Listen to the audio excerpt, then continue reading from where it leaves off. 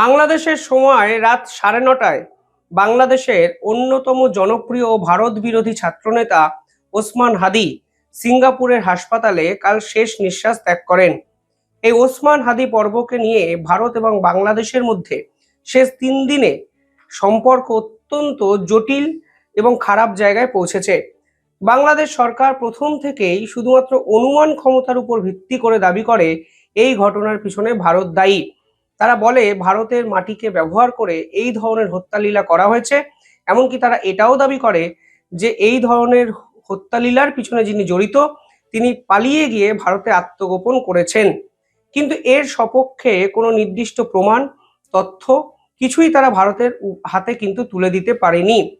আর কালকে ওসমান হাদির এই মৃত্যুর পর আমরা বাংলাদেশ জুড়ে যে চিত্র দেখলাম তা একটা শব্দে যদি আমরা ব্যাখ্যা করতে চাই তাহলে ভয়ঙ্কর, ভয়ঙ্কর এবং ভয়ঙ্কর ছাড়া কোনো শব্দ দ্বারাই ব্যাখ্যা করা যায় না।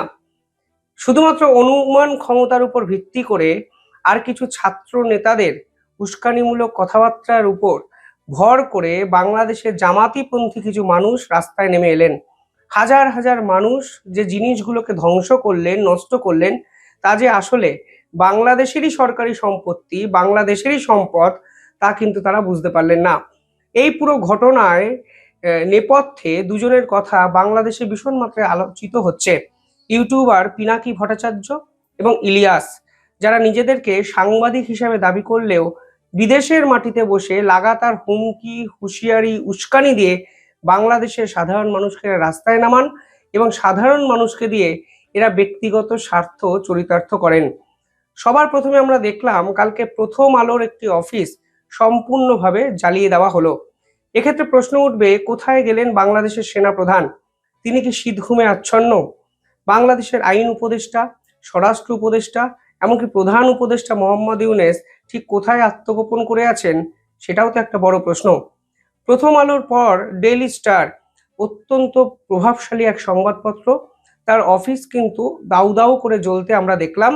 এমনকি অবস্থা এতটাই খারাপ জায়গায় চলে গেল যে ডেইলি স্টারের ভিতরে যে সাংবাদিকরা আটকে ছিলেন তারা নির্দিষ্ট একটি তাদের প্ল্যাটফর্মে টুইট করতে শুরু করলেন যে আমাদের দম আটকে যাচ্ছে, আমরা নিঃশ্বাস নিতে পারছি না। এই ধরনের কিছু কথাবার্তা তারা বললেন। সেনাবাহিনীর নেতৃত্বে এই উদ্ধার কার্য চালানোর চেষ্টা করা হলেও প্রাথমিকভাবে ব্যর্থ হয়। দমকলের গাড়ি আগুন নেভাতে আসলেও বাংলাদেশের উন্মত্ত এই জামাতিপন্থী, ইসলামীপন্থী ছাত্ররা সেনাবাহিনীর গাড়িকে ঢুকতে দেয় না, দমকলের গাড়িকে তারা ফিরিয়ে দেয়। সব মিলিয়ে বাংলাদেশের আইনের শাসনের যে ব্যর্থতা তা কিন্তু আন্তর্জাতিক স্তর কালকে রাত ভোর কিন্তু দেখলো, চাক্ষুষ করলো। পাশাপাশি বাংলাদেশের একাধিক ছাত্রনেতা রাস্তায় নামলেন। তাদের মুখে সেই পুরনো স্ক্রিপ্ট, ভারতের দালালদের শেষ করা হবে, ভারতকে কোনো অবস্থায় ছাড়া হবে না, ভারত বিরোধী স্লোগানে উন্মত্ত হয়ে উঠলো বাংলাদেশের একাধিক রাজপথ। যার জায়গা থেকে আমরা দায়িত্বশীলভাবে গণতান্ত্রিকভাবে আন্দোলন চালিয়ে যাব। যারা এই আন্দোলন এবং জনগণের ক্ষোভকে ব্যবহার করে আন্দোলন বিপথে নেওয়ার চেষ্টা করবে তাদের প্রতি আপনারা সতর্ক থাকবেন। এখানে ভারতের এস্টাবলিশমেন্টকে আমরা কোয়েশ্চেন করেছি। ভারতের সুযোগ ছিল, বারবার আমরা বলেছি এই দেশের জুলাইকে আপনারা স্বীকার করুন, এই দেশের তরুণ সমাজের সাথে আপনারা আর খেল তামাশা দেখায়েন না। আপনারা এই গণতান্ত্রিক প্রক্রিয়ায় আজকে আমরা এক কঠিন সংকটময় পরিস্থিতিতে এসে পৌঁছাইছি। এই আন্দোলন চট্টগ্রাম এবং বাংলাদেশের বিভিন্ন জায়গায় ছড়িয়ে পড়লো। চট্টগ্রাম থেকে একটি ভিডিও ভাইরাল হয়েছে, যে ভিডিও আমি দেখাতে পারবো না। দেখলাম উলঙ্গ করে একজনকে প্রায় জ্বালিয়ে দেওয়া হয়েছে, কেটে ফেলা হয়েছে, এই ধরনের কিছু জিনিসও করা হয়েছে। বিভৎস ছবি, একবিংশ শতকের প্রেক্ষাপটে দাঁড়িয়ে এই জিনিস দেখা যেতে পারে, আমরা দেখিনি। মিডল ইস্টের একাধিক দেশে এই ধরনের চিত্র আমরা দেখেছি, যেখানে শরিয়াত আইনকে বলবৎ করার জন্য এই ধরনের নৃশংস হত্যালীলা কিছু ক্ষেত্রে চালানো হয়। কিন্তু আমাদের প্রতিবেশী রাষ্ট্রে এই ধরনের ছবি আমরা কোনোদিন দেখব তা আমরা কখনোই ভাবিনি। কিন্তু কালকে আমরা দেখলাম, ঠিক আগের বছর জুলাই আন্দোলনের পর এই বছর ডিসেম্বরে বিজয় দিবসের ঠিক পরের দিনই বাংলাদেশ কার্যত বিজয় মাসে আরো এক অন্ধকারের অন্ধকূপের সন্ধানে পিছন দিকে হাঁটতে শুরু করলো, তা কিন্তু 100% নিশ্চিত। এবার আমার নির্দিষ্ট কিছু প্রশ্ন আছে। তারা কথায় কথায় যে ভারতের দিকে ওসমান হাদির মৃত্যুকে কেন্দ্র করে আঙুল তুলছে, তাদের কাছে কি নির্দিষ্ট কিছু ডকুমেন্ট আছে যে তারা ভারতকে দায়ী করছে? আমি যদি ধরেও নিই সীমান্ত পেরিয়ে তিনি ভারতে আত্মগোপন করে আছেন, সেটাও তো আন্তর্জাতিক স্তরে প্রমাণ করতে হবে। তার পিছনেও তো কিছু যুক্তি দিতে হবে। এবং সীমান্তকে পাহারা দেওয়ার দায়িত্ব সে দেশের স্বরাষ্ট্র মন্ত্রকের। স্বরাষ্ট্র উপদেষ্টা যিনি কথায় কথায় ভারত বিরোধী কথাবার্তা বলেন, তিনি কেন তার বিজিবি অর্থাৎ সীমান্তের যে পাহারাদার তাদের ধরছেন না? এই ব্যর্থতা তো তাদের দেশের স্বরাষ্ট্র মন্ত্রকের। পাশাপাশি এই যে গোয়েন্দা দপ্তরেরও ব্যর্থতা একটা এই পুরো ঘটনায় লুকিয়ে আছে, তা তো আপনি অস্বীকার করতে পারেন না। ওসমান হাদিকে যিনি হত্যা করেছেন বলে শোনা যাচ্ছেন, তিনি ওসমান হাদিরই অত্যন্ত ঘনিষ্ঠ এক লোক। তিনি ওসমান হাদির সঙ্গে প্রায় শেষ 1টা বছর ছিলেন। তিনি ছলে বলে কৌশলে কি করেছেন সেটা তাদের দেশের অর্থাৎ বাংলাদেশের গোয়েন্দা দপ্তরের সাবজেক্ট। ফলে গোয়েন্দা দপ্তরের কাছে কি এমন কোনো এভিডেন্স আছে যার পিছনে তারা ভারতকে নির্দিষ্টভাবে দায়ী করতে পারেন না? কিন্তু তা সত্ত্বেও এই সকল ছাত্রনেতারা, উন্মত্ত ছাত্রনেতারা, বাস্তব থেকে অনেকটা দূরে থাকা ছাত্রনেতারা শুধুমাত্র তাদের ফ্রাস্ট্রেশনকে এস্টাবলিশ করার জন্য ভারত বিরোধিতাকে আঁকড়ে ধরার চেষ্টা করছেন বা করলেন। কালকে যে সম্পত্তিতে জ্বালিয়ে দেওয়া হলো তার মধ্যে বঙ্গবন্ধুর বাড়িটাও কিন্তু ছিল। আমি ধরে নিলাম বঙ্গবন্ধুর কোনো অবদান বাংলাদেশের রাজনীতিতে নেই, কিন্তু 32 নম্বর ধানমন্ডির বাড়িটি কিন্তু সরকারি সম্পত্তি। এই সরকারি সম্পত্তিকে জ্বালিয়ে দেওয়ার যারা কারিগর, তাদের বিপক্ষে তাহলে কেন মামলা রুজু করা হবে না?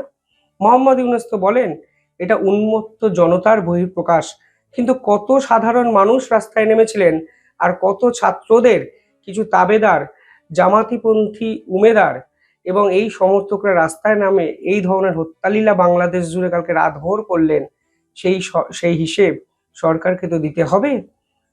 পাশাপাশি আজকে বাংলাদেশ যে অবস্থায় পৌঁছে গেল, বিশ্বাস করুন এটাই কিন্তু ডিপ স্টেট চেয়েছিল। এটা কিন্তু ডিপ স্টেটের লং টার্ম জিওপলিটিক্যাল গোল ছিল যে একদিকে পাকিস্তান, অন্যদিকে বাংলাদেশকে তারা কন্ট্রোল করবে। এই যে ঘটনা কালকে ঘটলো, এর ফলে আন্তর্জাতিক স্তরে বাংলাদেশের সুনাম, সম্মান, রেপুটেশন যেটুকু ছিল সেটুকু তো আর থাকবে না। উল্টে এই সম্পত্তি নষ্টের পর বাংলাদেশের কোষাগারে যে পরিমাণ টান পড়বে, সেই টান এই মুহূর্তে পূরণ করার ক্ষমতা বাংলাদেশের অর্থনৈতিক যে দপ্তর তাদের নেই। ফের একবার আমেরিকার কাছে তাদের ছুটে যেতে হবে এবং সর্বোপরি এই ঘটনা ঘটিয়ে ডিপ স্টেট ছলে বলে কৌশলে তাদের আধিপত্য বিস্তার করবে বাংলাদেশের বিভিন্ন কোণায়। আপনার দেশ যত স্টেবল, তত ডিপ স্টেট আপনাকে চেষ্টা করবে ভাঙতে। যদি তারা পারে তাহলেই কিন্তু ডিপ স্টেটের এটা সফলতা। আজকে বাংলাদেশ যখন স্টেবল ছিল, আইনের শাসন ছিল, সেনা প্রধান সেনাবাহিনীর ডমিনেশন ছিল, একটি সরকার নির্দিষ্ট আইন, নির্দিষ্ট দপ্তর অনুযায়ী বাংলাদেশকে চালানোর চেষ্টা করতেন, তখন কিন্তু ডিপ স্টেট বাংলাদেশের এই মাটি অবধি পৌঁছাতে পারেনি।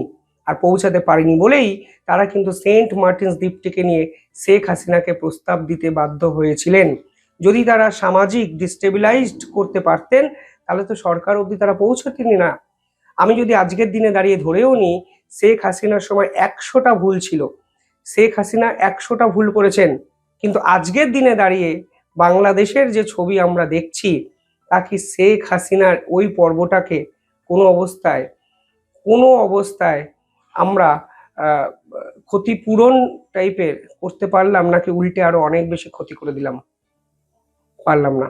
শুধুমাত্র ভারতের বিপক্ষে একটা রাষ্ট্র যেতে যেতে ঠিক কোথায় পৌঁছে গেল তা বাংলাদেশ আজকে বুঝলো না, কোনো না কোনো দিন হয়তো বুঝবে, কিন্তু যেদিন বুঝবে সেদিন সত্যি অনেকটা দেরি হয়ে যাবে।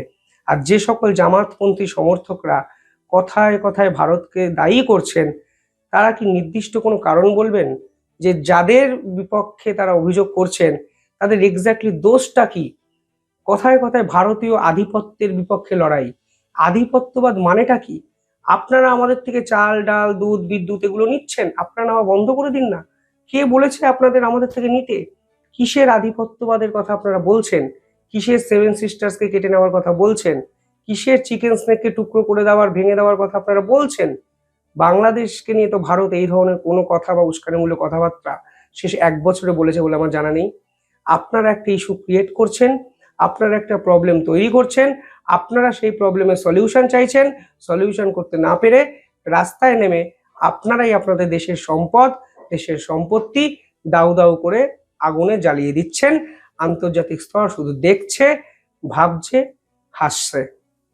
যাই হোক, কমেন্টে জানাবেন কিভাবে দেখছেন পুরো বিষয়টি। ধন্যবাদ।